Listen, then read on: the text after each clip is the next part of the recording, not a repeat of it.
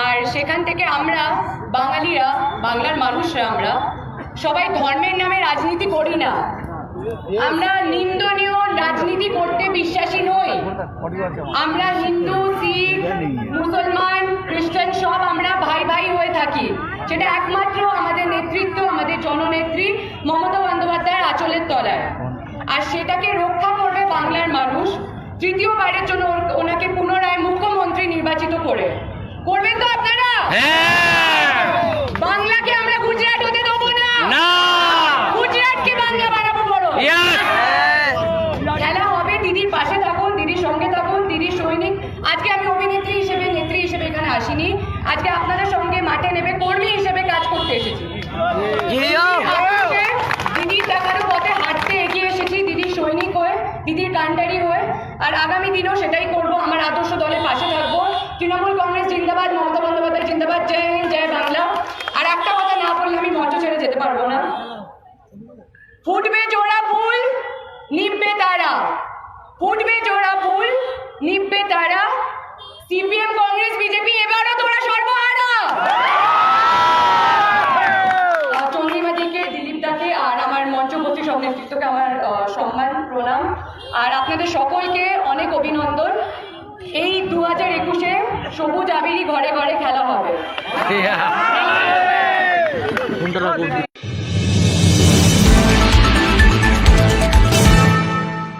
नमस्कार दोस्तों, भारतीय जनता पार्टी को विधानसभा चुनाव से पहले बहुत भारी झटका लगा है। भारतीय जनता पार्टी के कई दिग्गज नेताओं ने पार्टी से इस्तीफा दे दिया है। दिग्गज नेताओं के पार्टी छोड़ने से भारतीय जनता पार्टी को तगड़ा झटका लगा है। इसका असर विधानसभा चुनाव में देखने को मिल सकता है। जी हाँ दोस्तों, भारतीय जनता पार्टी के किन किन दिग्गज नेताओं ने भारतीय जनता पार्टी का साथ छोड़ा है, आपको आगे डिटेल से बताएंगे। वहीं दूसरी तरफ आपको बता दें, किसान आंदोलन भारतीय जनता पार्टी के लिए मुश्किलें खड़ा करता हुआ दिख रहा है। एक और चुनाव नतीजों में भारतीय जनता पार्टी को तगड़ा झटका लगा है। इस चुनाव में भी भारतीय जनता पार्टी का सुपड़ा साफ हो गया है। इस चुनाव में भी ऐसा माहौल बना कि भारतीय जनता पार्टी का खाता तक नहीं खुला। जी हाँ दोस्तों, इन दोनों खबर के बारे में आपको डिटेल से जानकारी देंगे। लेकिन इससे पहले अगर आप भी किसानों के समर्थन में डट कर खड़े हैं तो अपना समर्थन दर्ज करने के लिए लाइक करें इस वीडियो को। और साथ ही क्या तीनों कृषि कानून सरकार को वापस ले लेना चाहिए या फिर नहीं, अपनी राय जरूर बताएं। और साथ ही इस वीडियो को ज्यादा से ज्यादा शेयर करें ताकि यह खबर आपके दोस्तों तक भी पहुंच सके।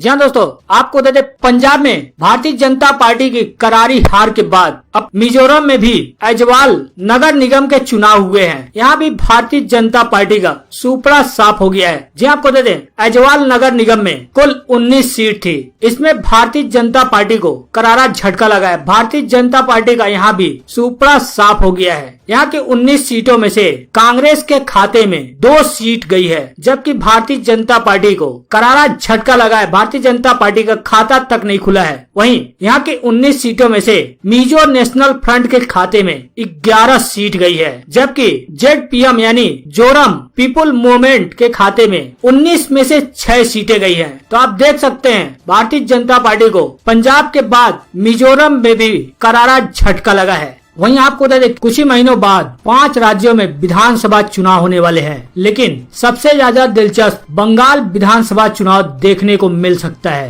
अब बंगाल विधानसभा चुनाव से पहले भारतीय जनता पार्टी को बड़ा झटका लगा है। भारतीय जनता पार्टी के कई दिग्गज नेताओं ने पार्टी का साथ छोड़ दिया है। भारतीय जनता पार्टी का साथ छोड़ते हुए भाजपा के इन दिग्गज नेताओं ने ममता बनर्जी की पार्टी तृणमूल कांग्रेस की सदस्यता ग्रहण कर ली है। माना जा रहा है कि इन भारतीय जनता पार्टी के नेताओं के पार्टी छोड़ने से भारतीय जनता पार्टी को कई इलाकों में तगड़ा झटका लग सकता है। जानकारी के मुताबिक भारतीय जनता पार्टी SC मोर्चा के प्रदेश उपाध्यक्ष दीपक राय और प्रदेश कार्यकारिणी ACC मोर्चा के सदस्य सुब्रत राय ने पार्टी छोड़ दी है। इसके साथ ही नदिया और डायमंड हार्बर जिले के सैकड़ों कार्यकर्ताओं ने भारतीय जनता पार्टी छोड़ ममता बनर्जी की पार्टी TMC ज्वाइन कर ली है। आपका नदिया जिला के राणाघाट 2 ब्लॉक के मेजर ग्राम में भारतीय जनता पार्टी और माकपा के 250 कार्यकर्ताओं ने तृणमूल ज्वाइन की है। तृणमूल में शामिल होने वाले नेताओं में भाजपा के मणिका ग्राम पंचायत की सदस्य मोनिका राय और माकपा नेता सुशांत मंडल शामिल है। इस मौके पर भारतीय जनता पार्टी और माकपा कार्यकर्ताओं को नदिया जिला परिषद और राणाघाट 2 ब्लॉक महिला तृणमूल कांग्रेस अध्यक्ष बर्नाली दे ने तृणमूल का झंडा सौंपकर उन्होंने कहा कि मुख्यमंत्री ममता बनर्जी के विकास कार्यों से प्रेरित होकर और लोगों के लिए काम करने की भावना के साथ भारतीय जनता पार्टी और माकपा के लगभग 250 कार्यकर्ता तृणमूल में शामिल हुए हैं। मोनिका राय ने कहा कि उन्हें भारतीय जनता पार्टी में विकास कार्य करने का मौका नहीं मिला, इसलिए वह ममता बनर्जी की विचारधारा को ध्यान में रखते हुए तृणमूल कांग्रेस में शामिल हुई हैं। अब भारतीय जनता पार्टी के इन दिग्गज नेताओं और कार्यकर्ता के तृणमूल कांग्रेस में शामिल होने से माना जा रहा है कि भारतीय जनता पार्टी को आगामी विधानसभा चुनाव में इससे बड़ा नुकसान हो सकता है। इन नेताओं के पार्टी छोड़ने से भारतीय जनता पार्टी को कई इलाकों में बड़ा झटका भी लग सकता है।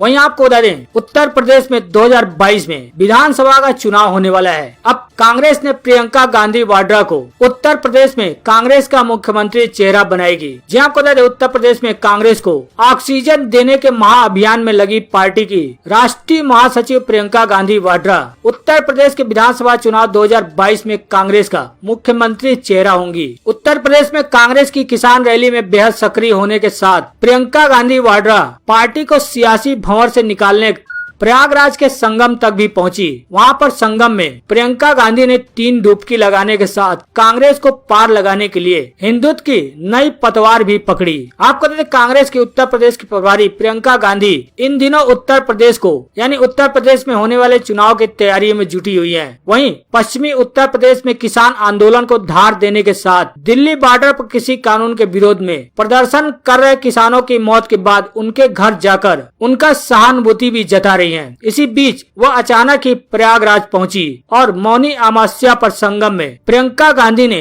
3 डुबकी लगाई। हालांकि पिछली बार उत्तर प्रदेश विधानसभा चुनाव में कांग्रेस का काफी खराब परफॉर्मेंस रहा था, या यूं कहें कि कांग्रेस उत्तर प्रदेश से खत्म होने के कगार पर पहुंच गई थी। लेकिन अब उत्तर प्रदेश में होने वाले विधानसभा चुनाव की कमान अब कांग्रेस की महासचिव प्रियंका गांधी ने थाम ली है। वहीं दूसरी तरफ आपको बता दें, कांग्रेस के दिग्गज नेता दीपेंद्र हुड्डा ने बड़ा बयान दिया है। बड़ा बयान देते हुए कहा कि हरियाणा सरकार के गिरने से केंद्र सरकार झुकेगी, तभी तीनों कृषि कानून रद्द होंगे। जी आपको बता दें, किसानों की आवाज को दबने नहीं दिया जाएगा। प्रदेश सरकार गिरने से केंद्र सरकार झुकेगी, सरकार गिरते ही कृषि कानून रद्द होंगे। यह बात कोई और नहीं बल्कि राज्यसभा सांसद एवं कांग्रेस नेता दीपेंद्र हुड्डा ने कही है। आपको बता दें, कांग्रेस नेता दीपेंद्र हुड्डा टिकरी बॉर्डर पर जान गंवाने वाले किसान रोशन सिंह घर शोक प्रकट करने गांव पहुंचे थे। दीपेंद्र हुड्डा ने मृतक किसान के परिजनों को 2 लाख रुपए की आर्थिक सहायता देते हुए कहा कि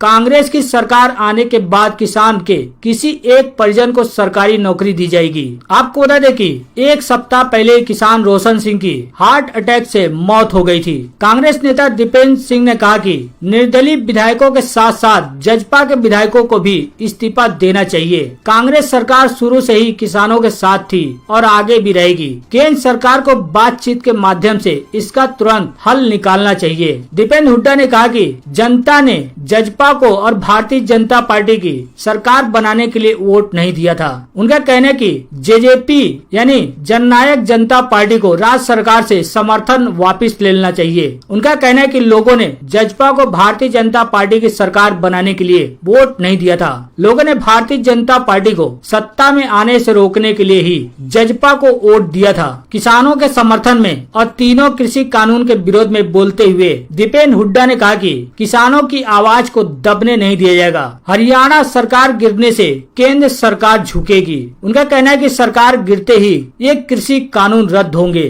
वहीं इसी के साथ ही आपको बता दें एक और बड़ी खबर निकलकर सामने आई है। जी आपको बता दें असम चुनाव से पहले भारतीय जनता पार्टी को बड़ा झटका लगा है। भाजपा की सहयोगी पार्टी ने अकेले चुनाव लड़ने का ऐलान किया है। जी आपको बता दें कुछ ही महीनों बाद 5 राज्यों में चुनाव होने वाले हैं, लेकिन सबसे ज्यादा दिलचस्प चुनाव पश्चिम बंगाल में होगा। लेकिन असम चुनाव से पहले भारतीय जनता पार्टी को उनके सहयोगी पार्टी ने बड़ा झटका दिया है। असम में भारतीय जनता पार्टी के लिए बिहार में उसकी साथी पार्टी जेडीयू मुसीबत बनने जा रही है। खबर ऐसी है कि बेहतर उम्मीदवारों की तलाश में पार्टी के जनरल सेक्रेटरी असम में डेरा डाले हुए हैं। असम में जनता दल यूनाइटेड यानी जेडीयू की एक कार्यकारिणी बैठक हुई। पार्टी लीडर संजय वर्मा के मुताबिक वो विकास और सेकुलरिज्म की बुनियाद पर चुनाव लड़ेंगे। राज्य में सरकार के खिलाफ स्थिति को कबूल करते हुए संजय वर्मा ने कहा कि उनका भाजपा से सिर्फ बिहार में ही गठबंधन है, बाकी राज्यों में वो अपने दम पर चुनाव लड़ना चाहती है। अब इसे बिहार में भारतीय जनता पार्टी और एलजेपी के बीच लुका छिपी के नजरिए से देखा जा रहा है। आपको बता दें बिहार के अलावा अन्य राज्यों में भी जेडीयू भारतीय जनता पार्टी से अलग होकर चुनाव लड़ती रही है। हालांकि दिल्ली में वो अपने गठबंधन के साथ आ गई थी। इसके अलावा अरुणाचल प्रदेश में भी जेडीयू के 7 में से 6 एमएलए को भारतीय जनता पार्टी में शामिल कर नीतीश कुमार को हैरानी में डाल चुकी है। अब इस कारण से ही माना जा रहा है कि जेडीयू फूक फूक कर कदम रखना चाह रही है। माना जा रहा है कि इसी कारण से ही अब असम में होने वाले विधानसभा चुनाव में भारतीय जनता पार्टी की बिहार में सहयोगी पार्टी जेडीयू असम में अकेले चुनाव लड़ेगी। हालांकि इससे भारतीय जनता पार्टी को बड़ा नुकसान होने की संभावना है, क्योंकि जेडीयू भारतीय जनता पार्टी के वोट बैंक में सेंध लगा सकती है और भारतीय जनता पार्टी का वोट भी काट सकती है, जिससे भारतीय जनता पार्टी को काफी नुकसान हो सकता है।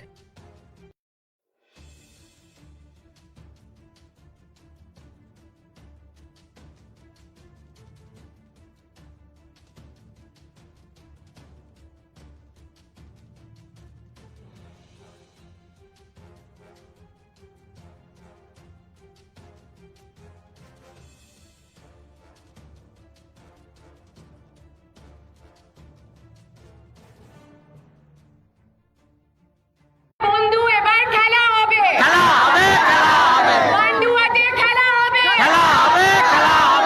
এই বহিরাগত বিজেপি দল এসে আমাদের মাথা খাওয়ার অনেক চেষ্টা করেছে, বহু প্রতিশ্রুতি দিয়েছে। আর সেখান থেকে আমরা বাঙালিরা, বাংলার মানুষরা আমরা সবাই ধর্মের নামে রাজনীতি করি না। আমরা নিন্দনীয় রাজনীতি করতে বিশ্বাসী নই।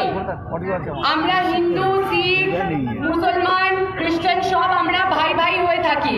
সেটা একমাত্র আমাদের নেতৃত্ব, আমাদের জননেত্রী মমতা বন্দ্যোপাধ্যায়ের আঁচলের তলায়।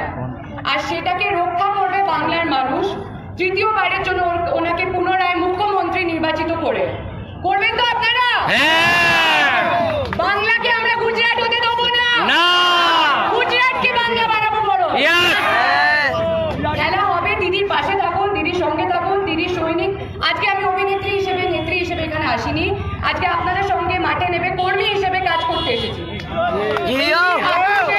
দিদির দেখানো পথে হাঁটতে এগিয়ে এসেছি, দিদির সৈনিক হয়ে, দিদির কান্ডারি হয়ে।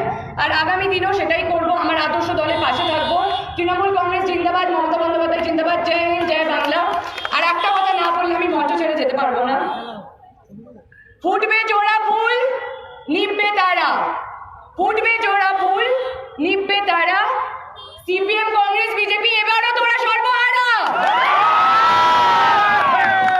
চন্দ্রিমাদিকে, দিলীপ দাকে আর আমার মঞ্চবর্তী সব নেতৃত্বকে আমার সম্মান, প্রণাম। আর আপনাদের সকলকে অনেক অভিনন্দন। এই 2021-এ সবুজ আবিরই ঘরে ঘরে খেলা হবে।